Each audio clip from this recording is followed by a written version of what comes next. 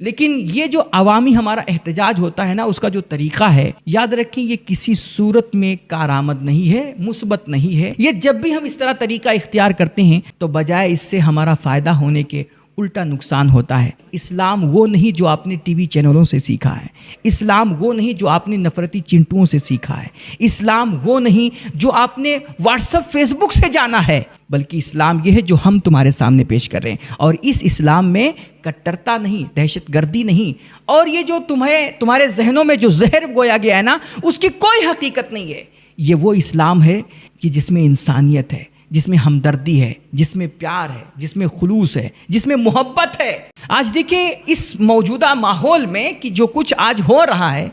اس ماحول میں میرے حضور کا وہ فرمان یاد کیجئے کہ جب میرے حضور علیہ الصلاۃ والتسلیم کو طائف والوں نے پتھر مارے، آپ کو ایذائیں دی، انہوں نے تکلیفیں دی اور برا بھلا کہا، آپ کے پیچھے بچوں کو لگا دیا، حتیٰ کہ پورے وجود کو انہوں نے لہو لہان کر دیا۔ اس وقت فرشتوں نے آ کر کے کہا یا رسول اللہ ہمیں اجازت دیجئے، تو ہم ان بستی والوں کو جنہوں نے آپ کو تکلیفیں دی ہیں، آپ کی شان میں گستاخیاں کی ہیں اور آپ کو ایذائیں پہنچائی ہیں، یا رسول اللہ آپ اجازت دے دیجئے تو ہم ان کو دونوں پہاڑوں کے بیچ میں مسل کر کے رکھ دیں، ان کو پیس کر کے رکھ دیں، سب کو ہلاک کر دیں۔ تو اس وقت میرے حضور علیہ الصلاۃ والتسلیم نے کیا جملہ ارشاد فرمایا تھا؟ اب کتنا کمال کا جملہ اس ماحول میں، اس کو اگر پڑھیے تو کیسی عظمت میرے حضور کی ابھر کر کے سامنے آتی ہے، اور کتنی رحمت اور شفقت جھلکتی انسانیت کے لیے کہ میرے حضور علیہ السلام، یہ ایک طبیب کا کام ہوتا ہے کہ وہ اپنے مریضوں سے کبھی بدظن نہیں ہوتا ہے۔ انہوں نے کہا یا رسول اللہ انہوں نے آپ کو تکلیفیں دی ہیں، ایذائیں پہنچائی ہیں، آپ اجازت دیجیے ہم ان کو ہلاک کر دیں۔ تو میرے حضور نے بجائے ان کو ہلاک کرنے کے، ان کے لیے بددعائیں کرنے کے، آپ نے ہاتھ اٹھایا اور اللہ کی بارگاہ میں دعا کی، اللہم اہد قومی فإنہم لا یعلمون، اے اللہ اس میری قوم کو ہدایت دے دے، کیونکہ یہ لوگ ہمیں جانتے نہیں ہیں کہ میں ان کا کتنا بڑا محسن ہوں، میں ان کا کتنا بڑا خیر خواہ ہوں، کتنا بڑا ہمدرد ہوں، یہ مجھے نہیں جانتے، نہیں پہچانتے، لہٰذا اللہ تو ان کو ہدایت دے دے۔ آج یہ قوم جو میرے حضور کی ذات پہ حملے کر رہی ہے، میرے حضور کے ناموس پہ کیچڑ اچھال رہی ہے، دین کے اسلام کے تعلیمات میں کیڑے نکال رہی ہے، ہو سکتا ہے اس میں دو چار ان کا مقصد ہی نفرت بونا ہے، لیکن پوری قوم تو ایسی نہیں ہے نا کہ سب سیاست کی شکار ہو گئی ہو۔ بہت سارے ایسے لوگ ہوں گے اس پوری قوم میں، ان مریضوں میں،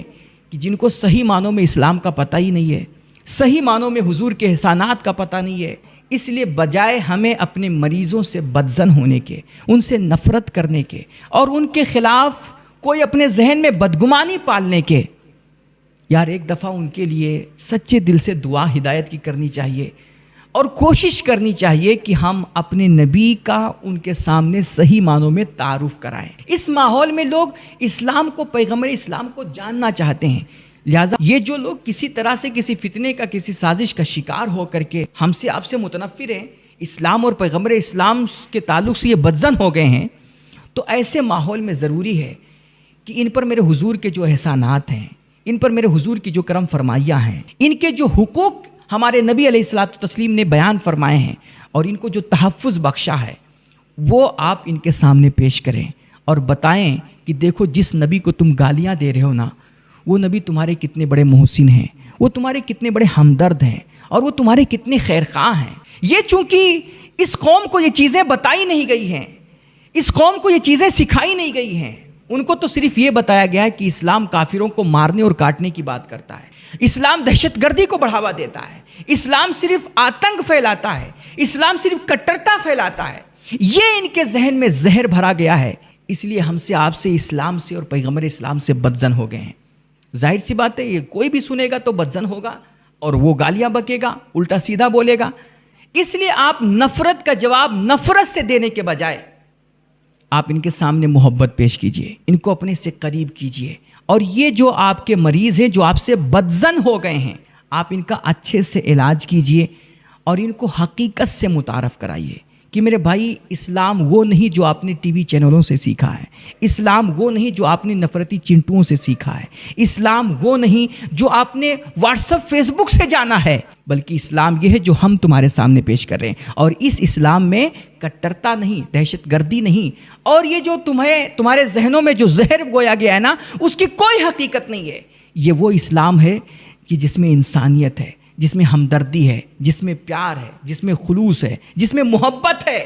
اور جس میں کافروں کو مارنے کاٹنے کی نہیں بلکہ کافروں کو باقاعدہ تحفظ دینے کی بات کی گئی ہے، کافروں کے حقوق بیان کیے گئے ہیں۔ تو یہ کہ آپ نفرت کا جواب نفرت سے دیں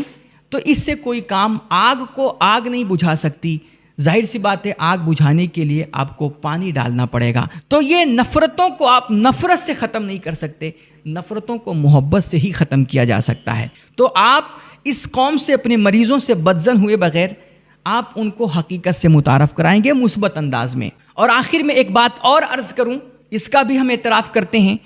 کہ یہ جو آج جب کبھی ہم پر، ہماری قوم پر، یا کسی بھی ملک میں رہنے والے کسی ناگرک پر کوئی ظلم ہوتا ہے، اتیاچار ہوتا ہے، کوئی قانون بنایا جاتا ہے، یا پھر ہمارے دین پر، اسلام پر، ہمارے نبی کی عزت و ناموس پر حملے ہوتے ہیں،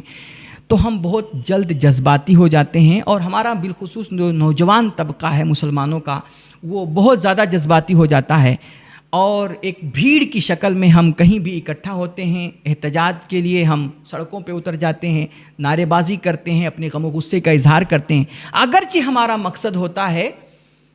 انصاف کا مطالبہ کرنا، ظلم کے خلاف، اتیاچار کے خلاف، یا جو نفرت کے ملک میں ماحول بگاڑنے کے پروپیگنڈے ہوتے ہیں اس کے خلاف ہمارا مقصد ہوتا ہے کہ یہ ساری چیزیں ختم ہوں اور ہمیں انصاف ملے۔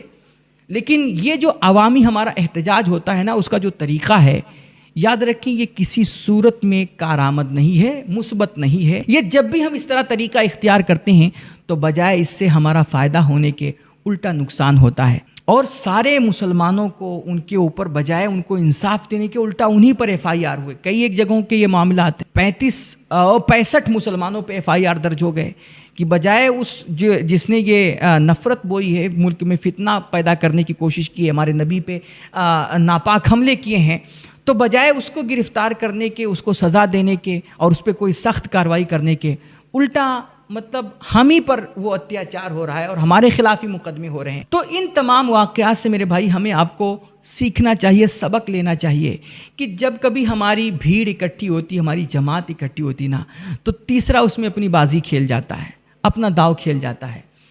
اس لیے ہمیں یہ جو طریقہ، جو رائج طریقہ ہے احتجاج کا، اس سے ہمیں بچنا چاہیے۔ عوامی احتجاج کا ایک تو کوئی فائدہ نہیں ہوگا، کوئی مطلب نہیں ہوگا، الٹا ہمارا نقصان ہوگا۔ اس لیے عوام احتجاج کرنے کے بجائے جب تک ہمارے پاس خواص نہ ہوں اور ہمارے بڑے لوگ نہ ہوں، جب تک ہمیں سڑکوں پہ نہیں اترنا چاہیے۔ اور ہم تو کہہ رہے ہیں سڑکوں پہ اترو ہی مت،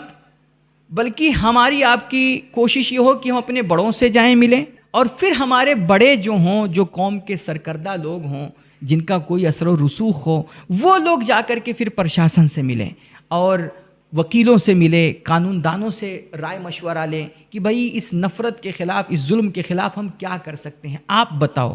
ان لوگوں سے رائے مشورہ لے کر کے جب کوئی مضبوط قدم اٹھایا جائے گا، ٹھوس قدم اٹھایا جائے گا، اور جب ہمارے بڑے اور سرکردہ لوگ جا کر کے پرشاسن سے بات کریں گے نا، تو اس کا ایک اثر ہوگا۔ عوامی احتجاج سے، ہو ہلہ کرنے سے، ہمارے آپ کے چلانے سے کچھ نہیں ہوگا سوائے نقصان کے۔ اس سے کہیں نہ کہیں ان کا دوسروں کا سیاسی مقصد بھی حل ہو جاتا ہے۔ جب ہم بھیڑ اکٹھا کرتے ہیں اور سڑک جام کرتے ہیں، نفرتی نعرے لگاتے ہیں، یا پھر ہم گالی گلوچ کرتے ہیں، تو اس سے دوسری جو قوم ہوتی ہے نا، ان کے اندر اور ہمارے خلاف نفرت پیدا ہوتی ہے، اور وہ ہم سے بدظن ہوتے ہیں، اور سیاسی پارٹیاں وہ اپنا مقصد حاصل کر لیتی ہیں۔ لہٰذا قطعاً یہ صورت درست نہیں ہے۔ بس ہمارا کام یہ ہے کہ جب کبھی اس طرح کا کوئی معاملہ ہو تو ہم جا کر کے جن سے ہم مل سکتے ہیں، جہاں تک ہماری پہنچ ہے، ان لوگوں سے جائیں ملیں، اور اپنے قوم کے سرکردہ لوگوں کو تیار کریں کہ وہ جائیں اپنے سے بڑوں سے ملیں،